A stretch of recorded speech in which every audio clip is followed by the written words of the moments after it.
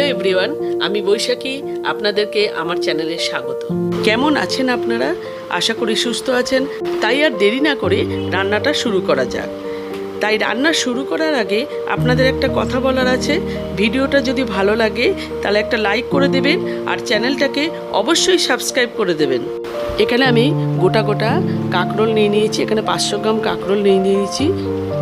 কাকরোলগুলোকে ছোট ছোট করে কেটে নিয়েছি। আপনারা যেরকম লম্বা করেও কেটে নিতে পারেন। কড়াই তেল দিয়ে দিয়েছি, তেলটা গরম হয়ে গেছে। এরপর 1 চামচ কালো জিরে দিয়ে দিলাম আর একটা শুকনো লঙ্কাকে ফাটিয়ে দিয়ে দিলাম। এরপর আগে থেকে ধুয়ে রাখা কাকরোলটা আমি ছেড়ে দিলাম তেলের মধ্যে।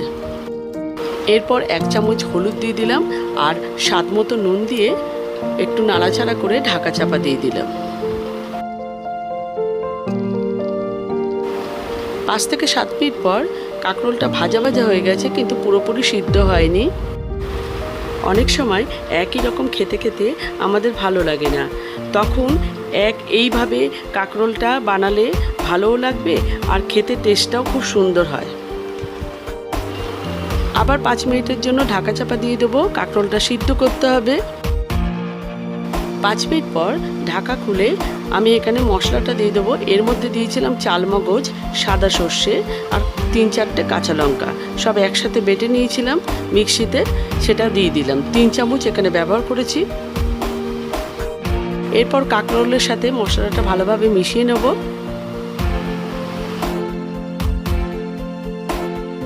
এখানে সামান্য পরিমাণ লঙ্কা গুঁড়ো দিয়ে দিলাম, কেননা আমি 3-4টে কাঁচা লঙ্কা দিয়ে দিয়েছিলাম বাটার সময়। বন্ধুরা, এখানে আমি মিডিয়াম আঁচে বারবার নাড়াচাড়া করে রান্নাটা করছি। এতে কাকরোলটা ভাজাও হবে আর এর সাথে সাথে সিদ্ধও হয়ে যাবে। এক্সট্রা জল এখানে আমি ব্যবহার করব না। বন্ধুরা, আমার চ্যানেলে নানা রকম রান্নার ভিডিও দেওয়া আছে, সেগুলো অবশ্যই চেক আউট করবেন। আর ভালো লাগলে লাইক, শেয়ার অ্যান্ড সাবস্ক্রাইব করতে ভুলবেন না। এরপর পরিমাণ মতো চিনি দিয়ে দিলাম।